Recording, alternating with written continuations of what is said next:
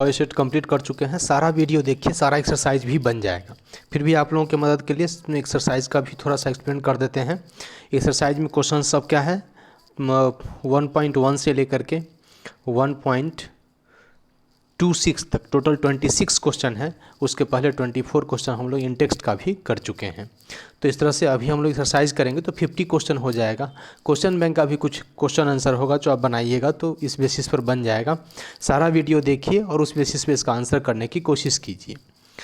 और अब एक एक करके क्वेश्चन करके हम बताने की कोशिश करते हैं। सबसे पहला क्वेश्चन है, define the term amorphous, give है I few examples of amorphous solid. तो एमॉर्फस सॉलिड इसलिए बोले कि अगर आप शुरू से देखेंगे तो सॉलिड सॉलिड देयर टाइप्स में हम लोग एमॉर्फस सॉलिड देखे थे, तो उस बेसिस पर वहाँ से आंसर कर सकते हैं। फिर भी अगर करें तो एमॉर्फस सॉलिड में क्या होगा कि कॉन्स्टिट्यूएंट्स पार्टिकल्स का जो क्लोज पैकिंग होगा वो लॉन्ग ऑर्डर का नहीं होगा, शॉर्ट ऑर्डर का होगा। एग्जाम्पल क्या होगा, ग्लास होगा, प्लास्टिक होगा, पॉलीमर्स होगा, ये सब एग्जाम्पल होगा किसका, एमॉर्फस सॉलिड का।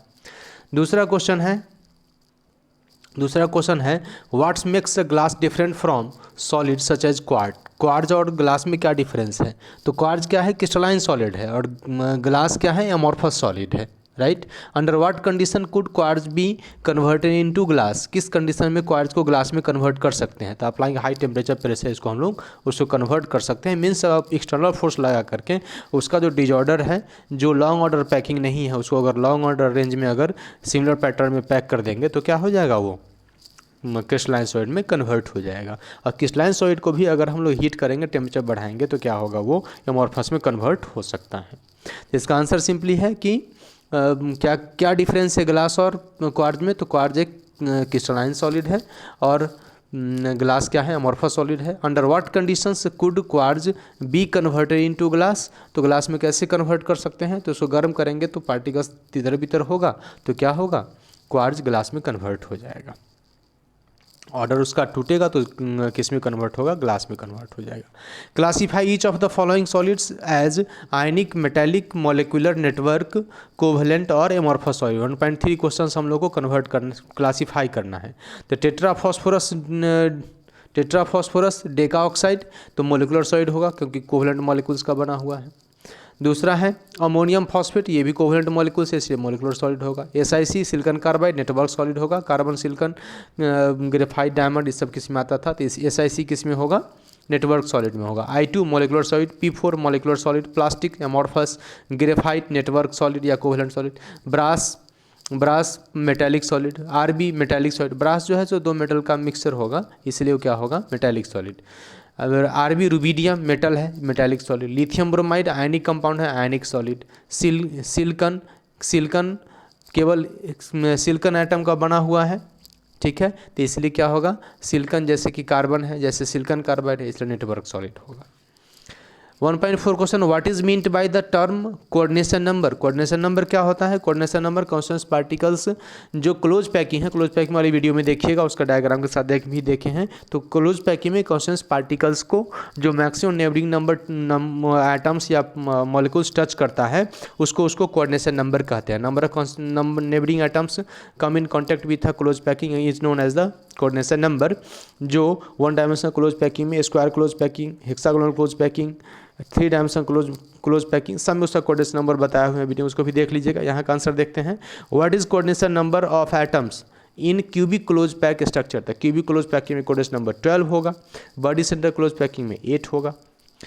1.5 how can you determine the atomic mass of an unknown metal. Atomic mass आपको निकालना है और डेंसिटी आपको पता है, तो डेंसिटी बराबर जो फॉर्मूला होता है D=Z/m/AQ/Na, तो डेंसिटी को फॉर्मूला करके हम लोग निकाल सकते हैं। इसके एक्सप्लेनेशन में डेंसिटी का फॉर्मूला लिख दीजिए और m= उसको डेंसिटी से फॉर्मूला निकाल लीजिए, बस उसी से बनेगा। तो इसका आंसर होगा using the formula of the density we can calculate the atomic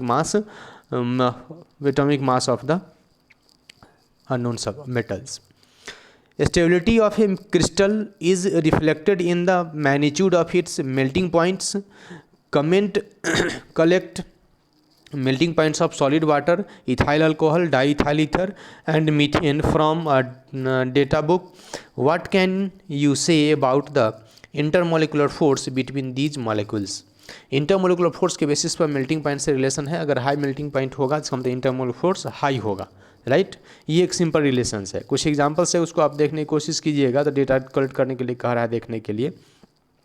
तो डेटा में वाटर का 273 केल्विन होता है मेल्टिंग पॉइंट, इथाइल अल्कोहल का 155.8 केल्विन होता है, ठीक है।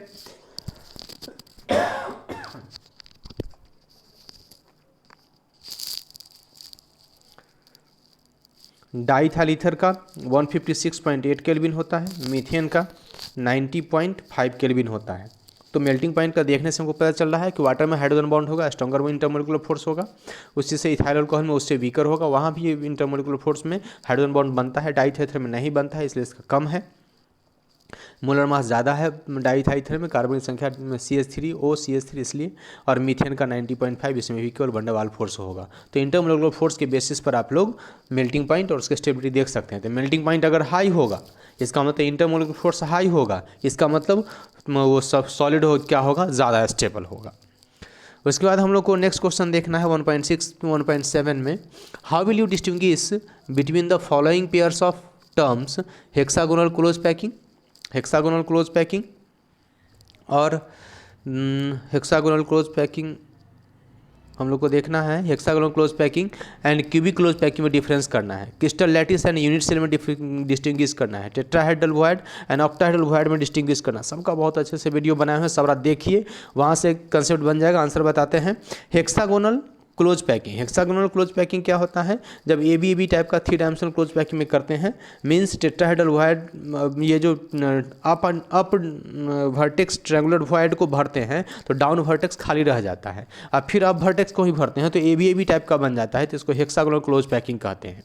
और क्यूबिक क्लोज पैकिंग में अप वर्टेक्स भरेंगे और नेक्स्ट लेयर जब थर्ड लेयर डाल रहे होंगे तो उसमें फिर डाउन वर्टेक्स भरेंगे, मीन्स ऑक्टाहेड्रल टेट्राहेड्रल फिर ऑक्टाहेड्रल टेट्राहेड्रल फिर ऑक्टाहेड्रल, इस तरह से भरेंगे तो ABC टाइप का क्लोज पैकिंग मिलेगा।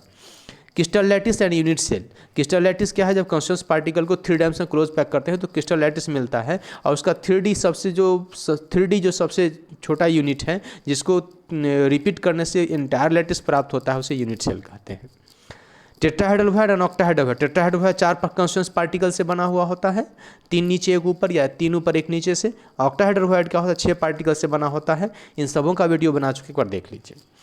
How many lattice points are there in one unit cell of each of the following lattice, नीचे वाले लैटिस में कितने लैटिस पॉइंट होंगे। तो लैटिस पॉइंट वो होता है जहाँ पर कॉन्स्टेंट पार्टिकल प्रेजेंट होता है। तो फेस सेंटर क्यूबिक में कितना होगा, फेस पर 6 और कॉर्नर्स पर 8, तो 8 और 6 14 लैटिसाइट होगा। फेस सेंटर टेट्रागोनल, तो टेट्रागोनल हो या क्यूबिक हो, फेस सेंटर तो फेस सेंटर ही है, कॉन्स्टेंट पार्टिकल दोनों में 14 ही लैटिसाइट होगा। बॉडी सेंटर बॉडी में प्रेजेंट होगा, 8 कॉर्नर से प्रेजेंट होगा, तो 8 कॉर्नर्स और 1 बॉडी टोटल 9 हो जाएगा, right. Explain 1.9 question, the basis of the similarities and difference between the metallic and ionic crystals. तो मेटेलिक और आयनिक सॉलिड में सिमिलरिटीज और डिसिमिलरिटीज की बात कर रहा है। How will you discuss it similarities. तो क्या क्या सिमिलरिटीज हो सकता है आयनिक सॉलिड में, तो आयनिक सॉलिड्स क्या है, आयंस के बने होते हैं, और मेटेलिक क्या होता है, वो भी क्या होता है, मेटल कटायंस और एटॉम्स के बने। इस प्रकार से आयनिक होते हैं, दोनों में कूलम्बिक फोर्स काम करेगा, ये सिमिलरिटीज होगा, राइट। और दोनों के दोनों क्या होगा, दोनों सॉलिड स्टेट में गुड कंडक्टर होगा, तो ये सिमिलरिटी हो गया, ठीक है। और उसके बाद हम लोग अगर देखें डिसिमिलरिटीज़ में, तो आयनिक केवल आयंस कटायन और अनायन का बना होता है, जबकि मेटालिक सॉलिड क्या होता है, मेटालिक सॉलिड मेटल कटायन और उसी के इलेक्ट्रॉन से बने होते हैं। तो इलेक्ट्रॉन के सी में मेटल कटायन प्रेजेंट होता है, तो लैटिस स्ट्रक्चर में डिफरेंस हो गया। और मेटालिक सॉलिड में फ्री इलेक्ट्रॉन्स प्रेजेंट होता है, इसीलिए लस्ट्रस मैलिएबल डक्टाइल और सोनोरस होता है, मतलब उसमें साउंड होगा, उसमें एक चमक होगा, उसका सीट और चादर बनाया जा सकता है, उसके बॉन्ड डायरेक्शनलेस होंगे। तो इस तरह से वो फ्री इलेक्ट्रॉन के कारण सॉलिड स्टेट और सॉल्यूशन में भी गुड कंडक्टर होगा, लेकिन आयनिक सॉलिड क्या होगा, केवल मॉल्टन स्टेट में गुड कंडक्टर होगा, ठीक है। तो ये सिमिलरिटीज हो गया, डिफरेंस भी हो गया दोनों सॉलिड में।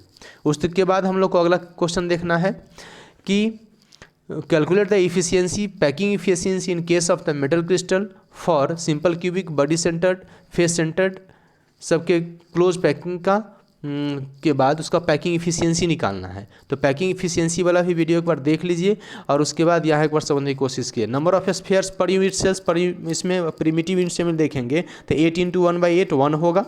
और एक वॉल्यूम का स्फीयर 4/3πr³ होता है। और साइड अगर ए लेंगे तो वॉल्यूम क्यूब AQ होगा। और पैकिंग इफिशियंसी होता है total volume by occupied volume, occupied volume by total volume.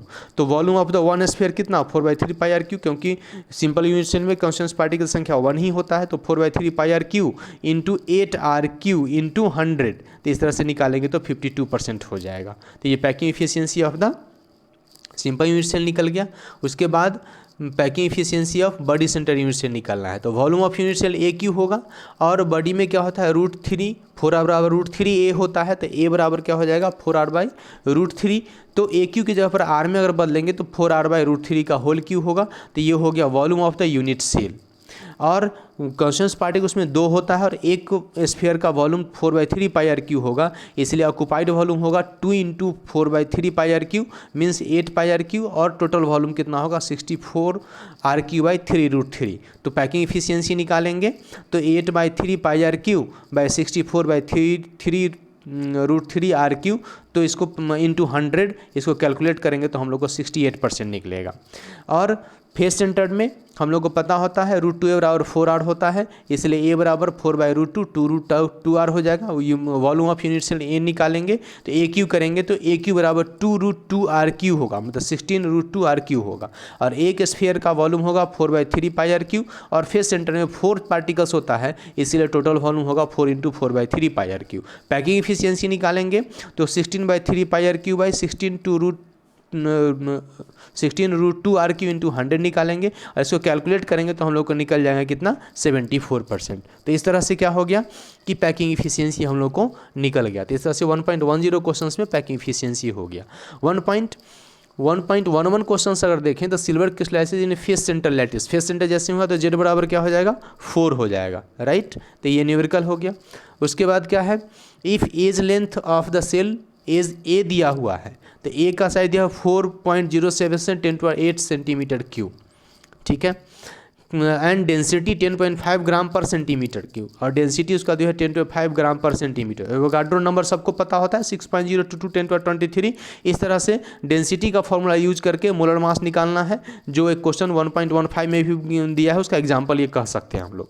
तो इसका मोलर मास बराबर इस डेंसिटी के फॉर्मूला से यूज करके हम लोग क्या किए, सबका वैल्यू पुट कर कैलकुलेट करके निकाल देंगे, राइट। तो इस तरह से क्या हो गया, मोलर मास निकालने का ये फॉर्मूला जो 1.15 में भी था उसका यूज करके डेटा पुट करके उसका एग्जाम्पल भी हो गया इस तरह से, और 1.1 का आंसर भी हो गया।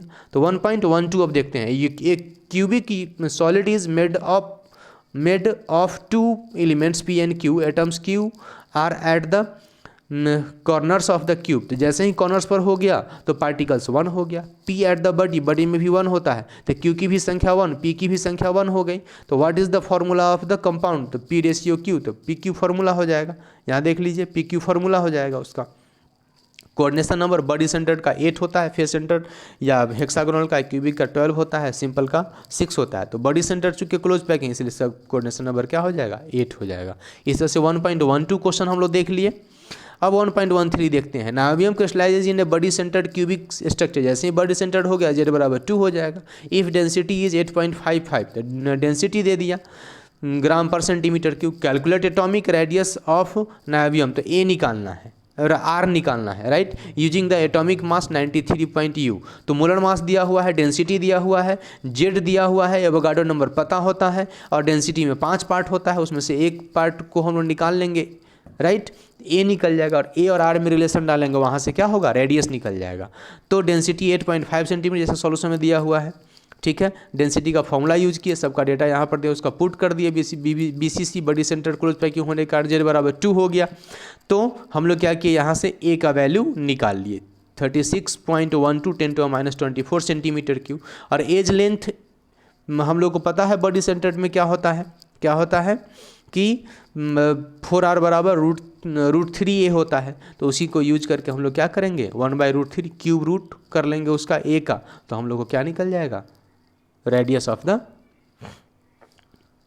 तो इस तरह से हम लोग को क्या हो गया, उसका एज लेंथ निकल गया, ठीक है। तो रेडियस ऑफ द नायोबियम, तो रेडियस ऑफ द नायोबियम का यूज करके हम लोग क्या कर दिए, रेडियस निकाल लिए। ठीक है, तो हम लोग फिर देखते हैं रेडियस निकालने के लिए 0.143 नैनोमीटर, √3 इंटू वहाँ से ए निकाले रूट क्यूब करके, ठीक है ना, रूट क्यूब करके यहाँ से हम लोग ए निकालें 3.306 10⁻10 मीटर, और तब जा करके हम लोग यहाँ से r बराबर √3a/4r को यूज करके हम लोग रेडियस निकाल लिए। ठीक है, इस तरह से 1.3 क्वेश्चन कंप्लीट हुआ। 1.14 देखते हैं। 1.14 क्वेश्चन में देखिए टेट्राहेड्रल में रिलेशन, ये जगह जो बीच में ये वॉइड है, ठीक है, और यहाँ से यहाँ तक अगर हम लोग देखेंगे तो ये कॉन्स्टिट्यूएंट्स पार्टिकल्स और वॉइड में रिलेशन, तो क्या होगा r 2r plus 2r, capital 2r हम लोग ले लें, कैपिटल r और r, तो कैपिटल 2r और capital small 2r, small r जो है वो रेडियस ऑफ द वॉइड लिए हैं, और कैपिटल R जो है radius of the constituents particle लिए हैं। तो AC आप देख लीजिए यहाँ से यहाँ ये जो है ये क्या होगा 2r plus 2r, 2 small r plus 2 capital R होगा। ठीक है, और A और D अगर देख लीजिए यहाँ से तो ये A होगा, ये √2a होगा। ठीक है, और ये क्या होगा A होगा, तो A बराबर क्या हो जाएगा R, और इधर से भी R, तो 2r हो गया, 2r बराबर A हो गया, और 2r plus 2r, 2 capital R plus 2 small r कितना हो गया √2a हो गया। ठीक है, बात समझ में आ रही है, तो हम लोग इसका यूज कर लेंगे 2r प्लस 2r कौन, ये वाला चीज़ 2r प्लस 2r हो गया, और बाई 2r कौन, ये चीज़ 2r हो गया AD। तो क्या कर रहे हैं हम लोग AC बाई AD कर रहे हैं, तो क्या हो गया AC बाई AD करेंगे 2r plus 2r by 2r, 2 इसमें से कॉमन लेके निकाल देंगे तो r plus r by r रह जाएगा, और ऊपर √2a बाई a होगा तो a कैंसिल होकर √2a बाई 1 बचेगा। अब इस r को r से यहाँ ये r कटेगा तो 1 प्लस r बाई r हो जाएगा, और ये √2 बाई 1 रह जाएगा, तो r बाई r बराबर 1 को उधर ले जाएंगे √2 माइनस 1, मतलब r बराबर 0.414 r होगा। उसी तरह से ऑक्टाहेड्रल वॉइड में 2r प्लस r 2r करेंगे तो √2a के बदले √3a बाई √2a होगा, a कैंसिल होगा √2 बाई √3a, फिर उधर -1 करेंगे तो उसका भी रेशियो आराम से निकाल लेंगे। ये देखिए यहाँ से यहाँ तक ऑक्टाहेड्रल वॉइड में बनता है, तो ये होगा r, ये होगा स्मॉल 2r, और ये होगा कैपिटल R, तो ये भी वैसा ही 2r प्लस 2r जैसा बन गया, लेकिन ये √3a है चूँकि बॉडी का डायगोनल, बीच का डायगोनल है, क्यूब का बीच का डायगोनल है, और ये फेस का डायगोनल √2a होता है, तो √2a बराबर क्या होगा r, और इधर से r, तो 2r बराबर क्या होगा √2a, और यहाँ क्या होगा 2r प्लस 2r बराबर √3a होगा। अब जैसे ही AD बाई AC करेंगे तो इस रेशियो से क्या होगा 2r प्लस r, 2 कैंसिल 2 दोनों का कॉमन निकाल के, तो r plus r by r equal to √3a by 2a, √3a by 2 ये जो यहाँ से दोनों का जो कॉमन निकालेंगे वो कैंसिल करेंगे, तो √3a बाई √2 मतलब √3 बाई √2 सिंपल। तो फिर ये r 1 और r बाई r, तो 1 plus r by r √3a by √2, तो r plus r by √3 by √2 minus 1, तो इस तरह से निकालेंगे तो r बराबर क्या हो जाएगा 0.225 r। तो टेट्राहेड्रल का होता है स्मॉल r बराबर 0.414 r, और ऑक्टाहेड्रल का होता है ज़्यादा क्लोज पैक है इसलिए से r इजकल टू 0.225 r, यही रिलेशन होता है। तो दोनों डायग्राम के साथ उसको खींच लीजिएगा। 1.14 का आंसर हुआ। 1.15 देखते हैं, copper crystallization into FCC lattice with edge length, तो एज लेंथ दिया हुआ है, FCC दे दिया तो z बराबर 4 हो गया। So that the calculated density is in agreement with the measured value of 8.92 ग्राम पर सेंटीमीटर क्यूब। हमें डेंसिटी निकालना है और बताना है कि दोनों बराबर है, तो क्या है 8.96 जो लगभग 8.92 के बराबर है। ठीक है, जेड फेस सेंटर का 4 दिया हुआ है, डेंसिटी हमें गिवन है, एम दिया है कॉपर का 63.5 ग्राम पर मोल, और ए 3.61 इंटू 10⁻8 सेंटीमीटर क्वेश्चन में दिया हुआ है। एवोगाड्रो नंबर का वैल्यू हम लोग को पता होता है 6.022 इंटू 10⁻23, इसको कैलकुलेट करेंगे डेंसिटी 8.96 आएगा, और क्वेश्चन में कह रहा है कि एग्रीमेंट होना चाहिए इसका 8.92 के, तो 8.92 8.96 लगभग क्लोज है, इस तरह से प्रूव्ड हो जा रहा है। हम लोग देखते हैं 1.16 analysis shows that the nickel oxide has formula Ni 0.98 O 1.00 what fractions of nickel exist as Ni2 plus Ni3 plus ion. तो Ni2 plus Ni3 plus ion में कितना कितना फ्रैक्शन है ये निकालना है हम लोगों को, ठीक है। तो जो भी आयन्स होते हैं वो ओवरऑल न्यूट्रल होता है, और Li2 प्लस को अगर हम लोग x मानेंगे तो Ni3 निश्चित तौर से 0.98 माइनस x होगा, ठीक है। और ऑक्सीजन पर 2 माइनस होता है, तो ये दोनों के चार्ज और ये दोनों के चार्ज को जोड़ेंगे तो 0 होगा, इसलिए 2 plus 2x plus 3 into 0.98 minus x, minus oxygen का -2 जोड़ दिए 0 हो गया। इस बेसिस पर हम लोग x का वैल्यू निकाले 0.94 और परसेंटेज निकालेंगे तो 0.94 बाई 0.98 टोटल इंटू 100 तो 96% हो गया Ni2 प्लस, और जो बच गया 100 में से 96 करेंगे वो 4% क्या होगा Ni3 प्लस। ये सबसे परसेंटेज निकल गया, तो ये हो गया हम लोग का क्या 1.16 का आंसर। 1.17 का आता है what is the semi conductor. Semi conductor क्या है,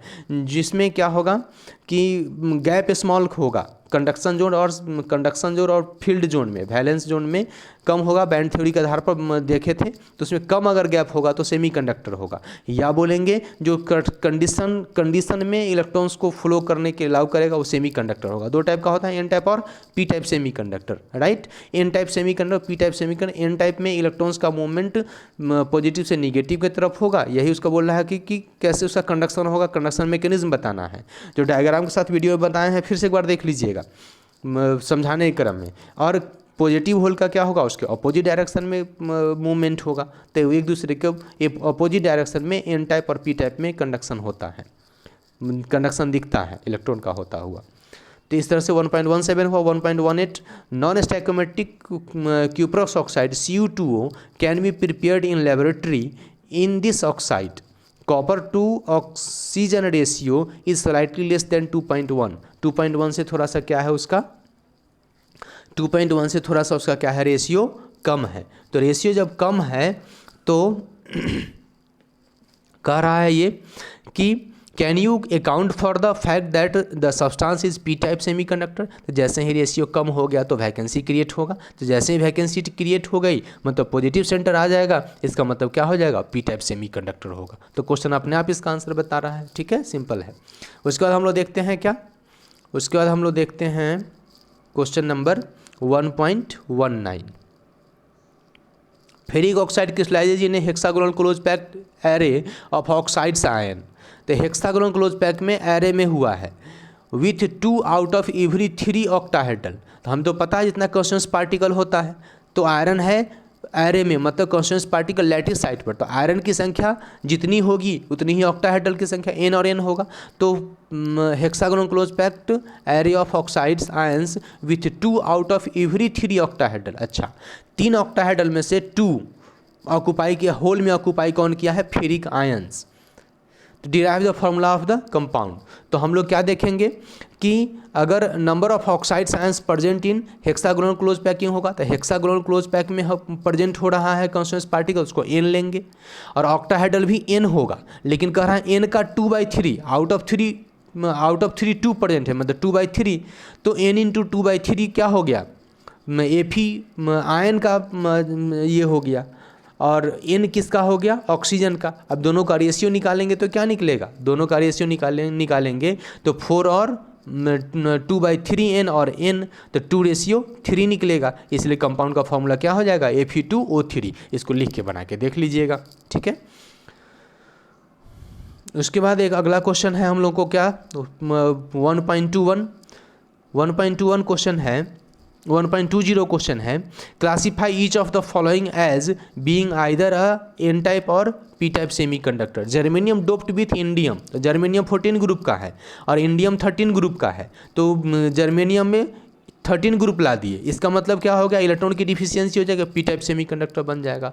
बोरन डोप्ड विथ सिलिकॉन, तो बोरन 13th ग्रुप का है और सिलिकॉन 14th ग्रुप का है, मतलब 14th ग्रुप में आ जाएगा 13th ग्रुप में 14th ग्रुप आएगा तो 1 इलेक्ट्रॉन बढ़ जाएगा, इसलिए क्या हो जाएगा एन टाइप। तो जर्मेनियम डोप्ड विथ इंडियम अगर करेंगे हम लोग, जर्मेनियम डोप्ड विथ इंडियम करेंगे तो जर्मेनियम डोप्ड विथ इंडियम हो गया तो ये हो जाएगा पी टाइप, और silicon doped with boron, silicon में अगर बोरन मिला देंगे तो सिलिकॉन भी 14 ग्रुप का है, जर्मेनियम भी 14 ग्रुप का है, बोरन भी 13 ग्रुप का है, इंडियम भी 13 ग्रुप का है, दोनों सिमिलर देगा। तो सिलिकॉन डोप्ड विथ बोरन अगर करेंगे हम लोग तो इसमें क्या हो जाएगा, पी टाइप बनेगा, और जर्मेनियम डोप्ड विथ इंडियम करेंगे तो पी टाइप बनेगा। लेकिन अगर सिलिकॉन में बोरन में सिलिकॉन को करेंगे तो एन टाइप बन सकता है। 1.21 क्वेश्चन कहता है कि गोल्ड एटॉमिक रेडियस 0.141 है ना, गोल्ड का क्या है कि 1.144 नैनोमीटर है, crystallises in A face centre unit से। फेस सेंटर का मतलब है कॉन्स्टेंट पार्टिकल कितना हो जाएगा, 4 हो जाएगा, और ए और आर में रिलेशन हो जाएगा a equal to 2√2r। What is the length of the side of the cell, तो रेडियस दिया हुआ है और ए पूछ रहा है, तो ए बराबर 2√2r होगा, तो मल्टीप्लाई करेंगे तो हम लोग को क्या होगा, साइड निकल जाएगा। अब कह रहा है 1.22 क्वेश्चन, सिर्फ उसको मल्टीप्लाइंग 2√2 से मल्टीप्लाई तो बन जाएगा, राइट। तो ये क्या है, उसका आंसर है यहाँ इतना, राइट। अब क्या है कि in terms of body band theory what is the difference, क्या डिफरेंस है between the conductor and insulator. तो कंडक्टर में क्या होता है, बैंड थ्योरी में जो कंडक्शन जोन होता है और वैलेंसी जोन जो होता है वो दोनों दूसरे को ओवरलैप करता है, और इंसुलेटर में उन दोनों के बीच में बहुत बड़ा गैप होता है। Between conductor and semi conductor, conductor में क्या होता है, ओवरलैप जोन होगा, सेमी कंडक्टर में स्मॉल गैप होता है, ठीक है, इसलिए वो टेम्परेचर बढ़ाने पर कंडक्शन कर सकता है। 1.23 देखते हैं, explain the following terms with suitable examples. Short की डिफेक्ट में क्या होगा, वैकेंसी जैसा होगा, कटायंस अनायंस अपने जगह पर वैकेंट करेंगे, साइज बराबर होगा तो होगा, कोऑर्डिनेशन नंबर हाई होगा तो होगा, राइट। जो NaCl KCl इस सब में होता है। फ्रेंकल डिफेक्ट क्या होगा, और डिसलोकेट होगा जो कोऑर्डिनेशन नंबर कम होगा, कटायन में लार्ज डिफरेंस होगा जैसे जिंक सल्फाइड में होता है। इंटरस्टिशियल मतलब बीच में ऑक्यूपाई कर जाएगा तब, और एफ सेंटर इम्प्योरिटीज मिला दें और अनायंस बाहर शिफ्ट हो जाएगा, इलेक्ट्रॉन प्रेजेंट हुआ तो कलर्ड हो जाएगा, जैसे कि NaCl येलो हो जाता है तो एफ सेंटर्ड होगा। सबका वीडियो एक बार जरूर देखिएगा, पीछे बनाया हुआ है, समझाया हुआ है। Aluminium crystallizes in a cubic close pack structure, its metallic radius is 125 picometre. तो 125 पिकोमीटर दिया हुआ है एल्युमिनियम का, ठीक है, 125, ये क्वेश्चन ये 1.24 का है, 125 पिकोमीटर दिया हुआ है, और ए और आर में रिलेशन होता है 2√2r, तो 2 × 1.414 मल्टीप्लाई करेंगे तो इस तरह से क्या होगा, इसका लेंथ ऑफ द साइड निकल जाएगा। तो 1.24 का फर्स्ट पार्ट हो गया। Second part, how many unit cells are present in 1 centimetre cube, तो 1 सेंटीमीटर कितना है, तो 1 को जो हम लोग निकाले हैं वॉल्यूम, उसे डिवाइड कर देंगे तो उसमें नंबर ऑफ यूनिट से निकल जाएगा, 2.26 10^22 आएगा, ठीक है। इफ NaCl डोप्ड भी 10 to the power -3 मोल %, अगर 10 to -3 मोल % में NaCl डोप्ट किया गया है SrCl2 से, तो जितना SR आएगा उतना ही परसेंटेज होगा उसका, उतना ही वैकेंसी क्रिएट होगा।